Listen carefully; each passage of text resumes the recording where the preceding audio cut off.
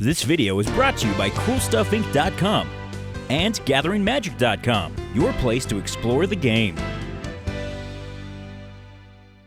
Hi, I'm Nicholas, and this is my Ezuri Renegade Leader Elf Tribal EDH deck.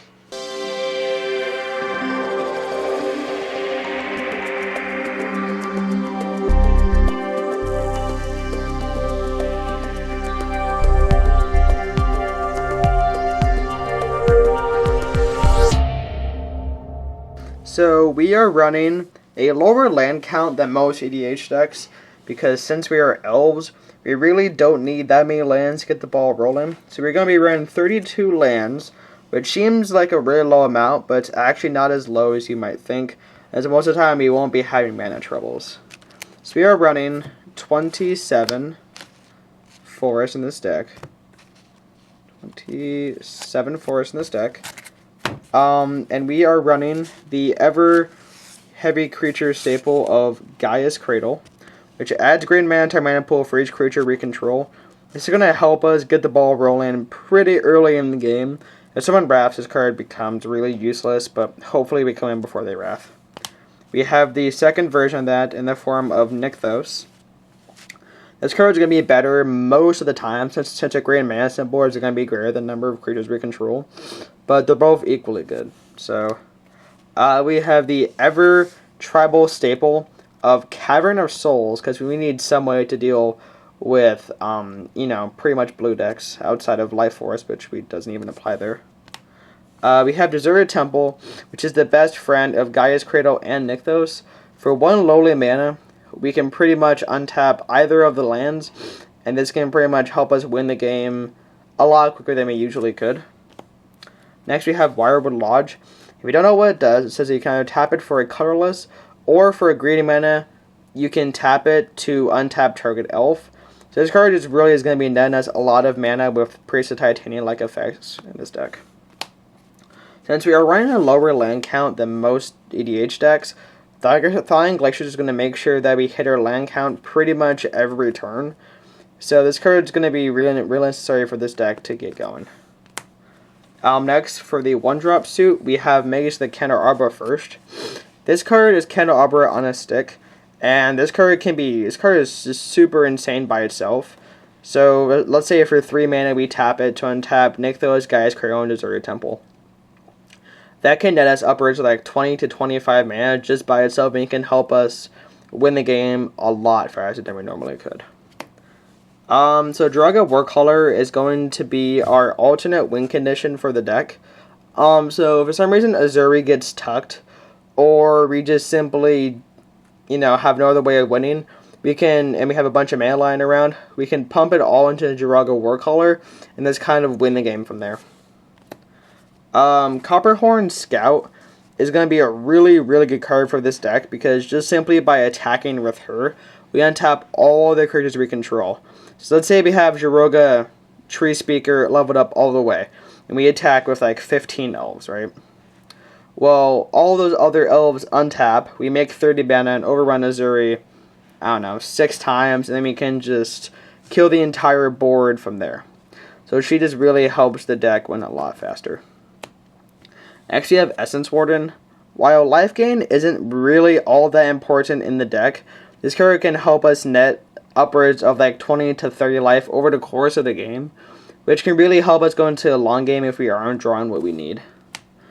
So we have 3 Taunting Elf-like effects in the deck, and this card is in here for the reason of if we want to Alpha Strike our opponent, but our opponent has a lot of creatures, for instance, and they're going to be chump blocking a lot of our stuff.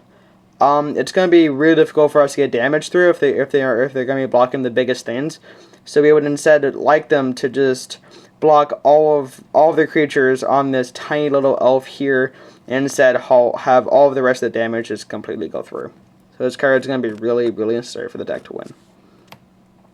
Next we have the Soul Ring of Elves, which is Joraga Treespeaker, who just gets absolutely insane if she's leveled up all the way, and if she's not dealt with early enough in the game, then we're pretty much going to win. So she is very necessary for just any elf tribal deck. And finally, we have the suit of the 1-drop elves in the form of Llanowar Elves, Arbor Elf, Elvish Mystic, and Fyndhorn Elves, they all do the same thing where they add 1 green mana. Arbor Elf does the same thing, basically, as long as you have a forest, which is not going to be difficult for this deck, obviously. So this is going to be, this is going to allow us to get our mana ramp just super early along in the game. Next, we have Gaia's Herald, which is going to be really, really good for this deck. If you're playing against any blue deck, we're going to want to drop him super early in the game, as so that our creatures can't be countered. So pretty much, as long as he's out, we can get the ball rolling. And if we're playing against a blue deck, we're going to want to make sure we tutor up for him as early as we possibly can, as opposed to somebody else. So next we have Well-Wisher, which is pretty much exactly like Essence Warden, only it's going to be gaining us a lot more life over the course of the game, in case we have to go into a long game, which is going to be really necessary for us to go there. Because since we're playing Elves, we're going to be targeted quite a bit, so we're going to want to make sure we have enough life sitting around in case we get attacked multiple times. We don't have blockers. Next we have Elvish Vanguard. He says whenever another elf comes into play, he gets a counter. He's just a pretty much he's just a huge beat stick, and if our opponents can't deal with him, then he's pretty much can just one hit somebody out of nowhere. Next we have Nisa's Chosen. We are running Nisa, so this card is like an infinite chump blocker throughout the entire game. So if I'm running Nisa, I have no reason not to run this. And I mean, the art is just beautiful, so I have no reason not to run it. Next we have Elvish Visionary. When she comes into play, she can draw us a card.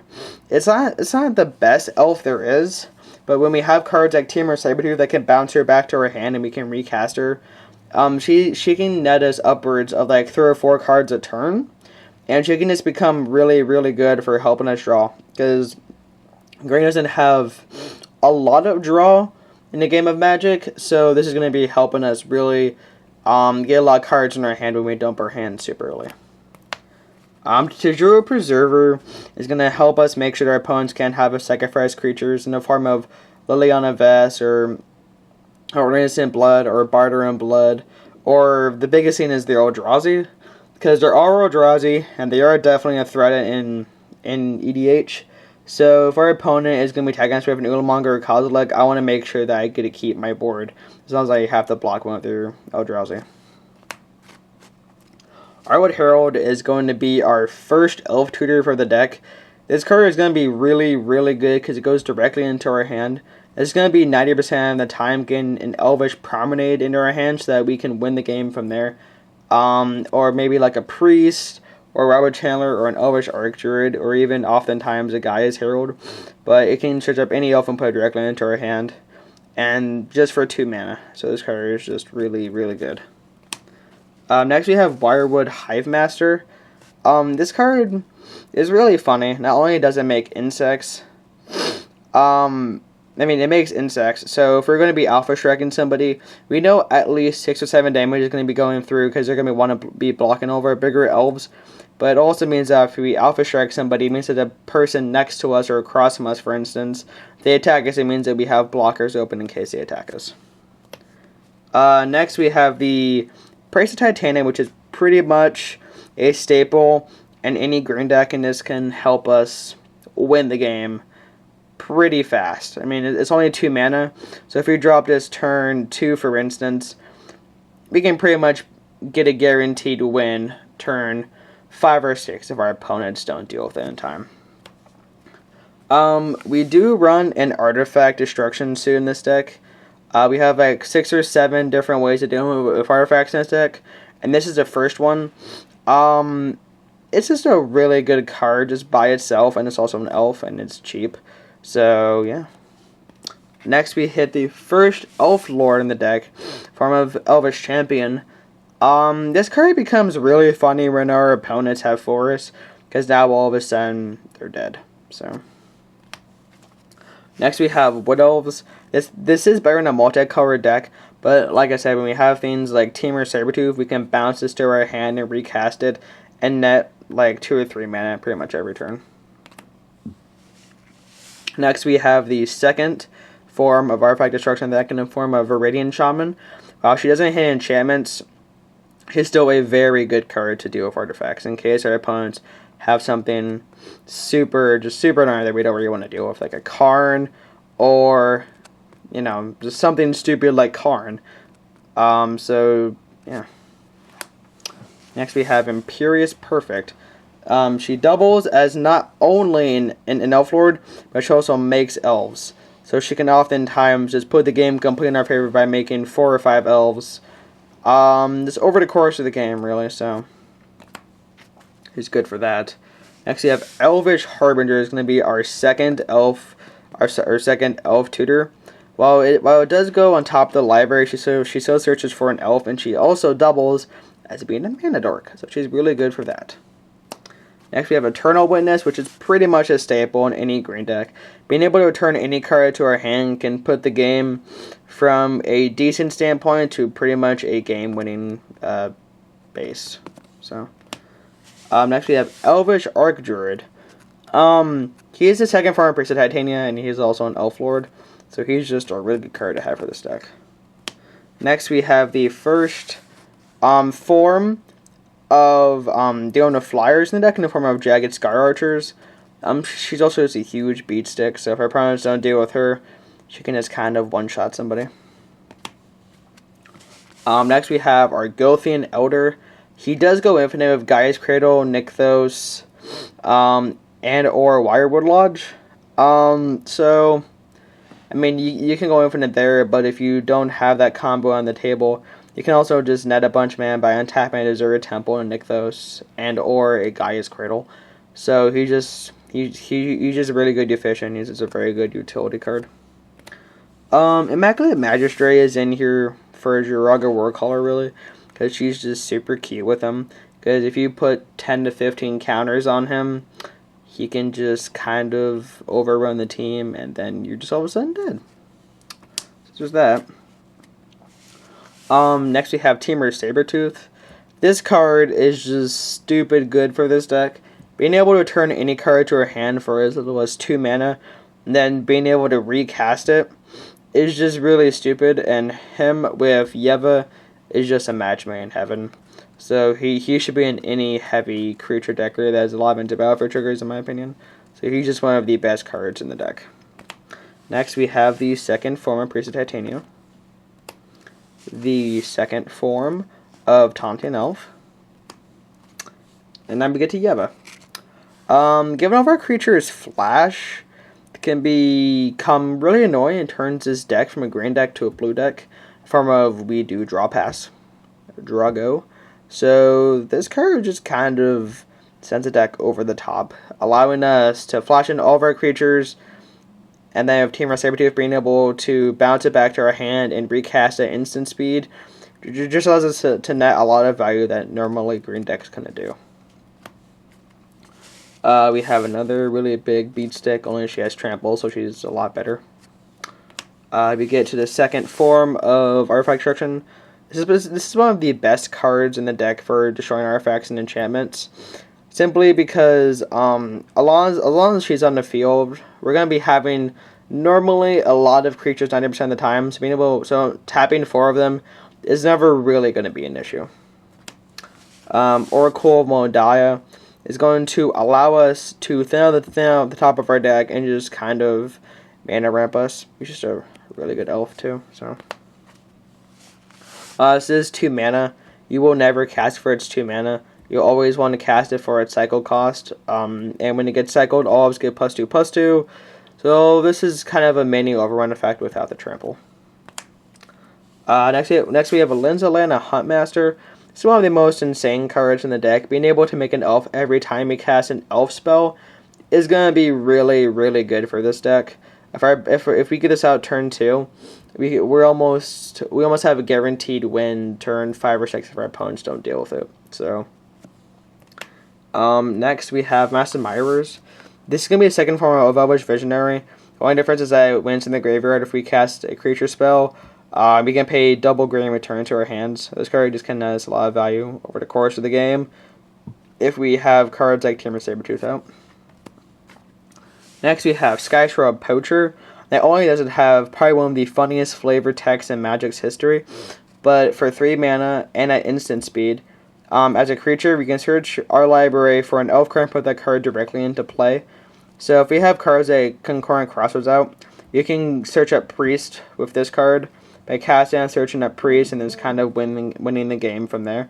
So this card is just going to be really incremental for the deck to be able to win. So next we have the second form of creature-based flying destruction in this deck, where for X and 2 green, it deals X damage to each creature with flying. So let's say we're doing it with a Tauren deck or an Olivia deck.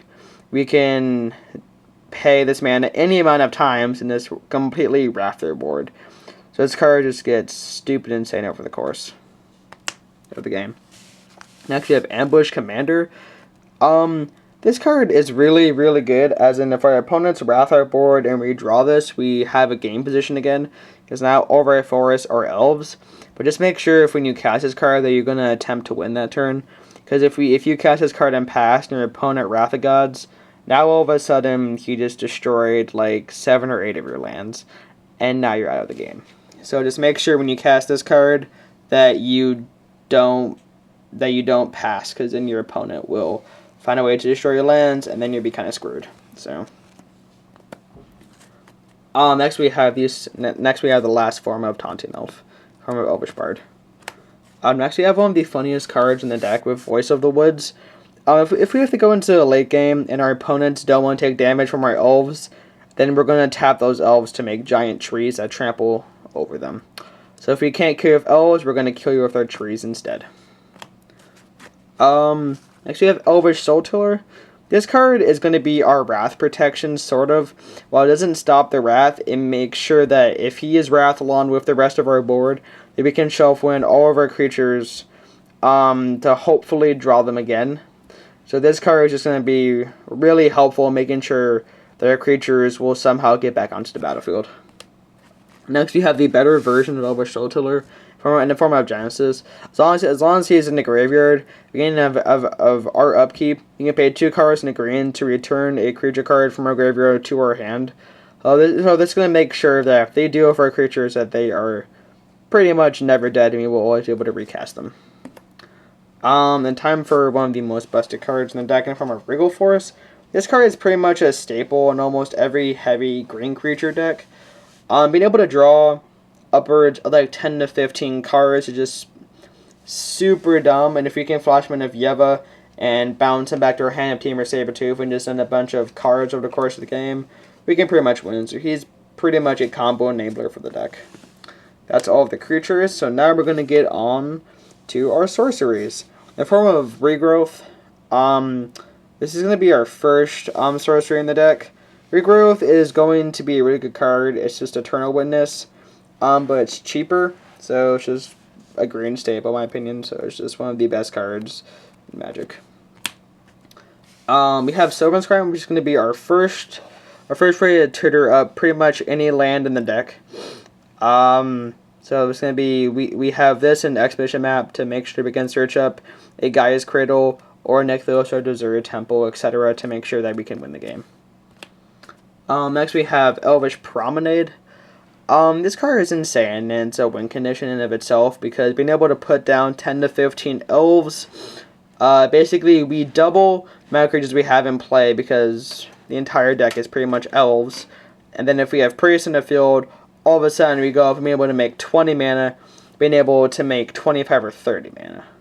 So this card is just super insane. If our opponents don't counter this, we can pretty much win that turn or the next.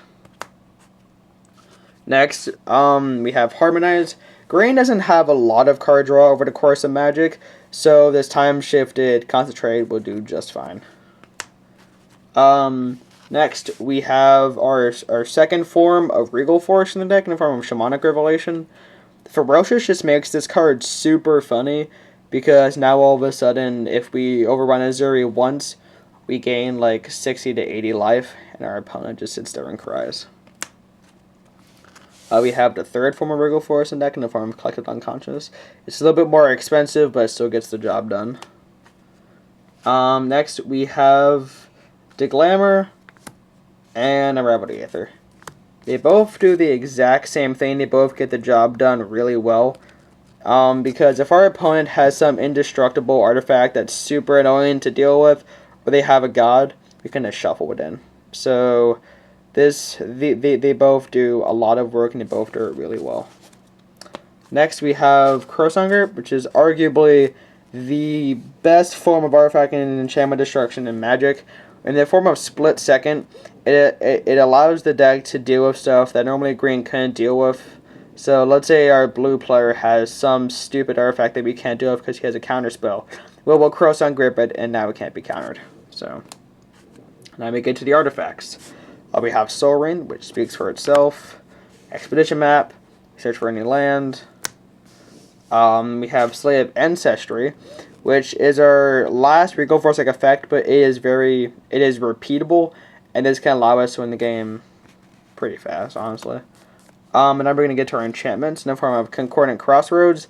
Being able to give all creatures haste is just stupid, and it's only 1 mana too, so I think this should be in pretty much any green deck that has creatures. Because this enables your creatures to have haste. I mean, it enables your opponents as well, so mind that. But we're going to be doing a lot better stuff for our creatures than our opponents are 90% of the time. Next, you have Sylvan Library, which is the staple for any green deck. Like I said, green doesn't have a buttload of draw like blue. So we need somebody at drawing cards, and Sylvan Library does it best at only 4 life. Finally, we have Asceticism. Asceticism is one of the best ways to make sure our creatures cannot be targeted in this deck. So this card is pretty much a green staple for any deck that runs a lot of creatures. Now we get to Planeswalkers, which is the final part of the deck. First, we have Freyalise. Not only does she make an elf that can add mana, which is awesome, but for just a measly -2, we can destroy any artifact or enchantment, and if we get her up to 7, we can -6 her to Regal Force. So this card is just an overall awesome card for any elf deck, and there's no reason not to run it. Next, we have Garruk, which can untap any 2 target lands. So if you're doing 2-headed giant, for instance, mind you that you can't untap your opponent's lands. This card can be really funny there if you want to do politics. And then finally, we have the elf tribal staple Nissa. So her +1 is she can search for Nissa's Chosen in the deck, like I showed earlier, or you can gain 2 life for each elf you control that's in play. We're going to be doing the life gain most of the time, but her -7 basically wins us the game. Wherein if we -7 her, we can search our library for any number of elf cards and put those directly into play. And if her -7 goes off when our opponent allows it, then they pretty much lose the game. So, and that's it. Thank you for watching CMDR decks. Please remember to subscribe and favorite.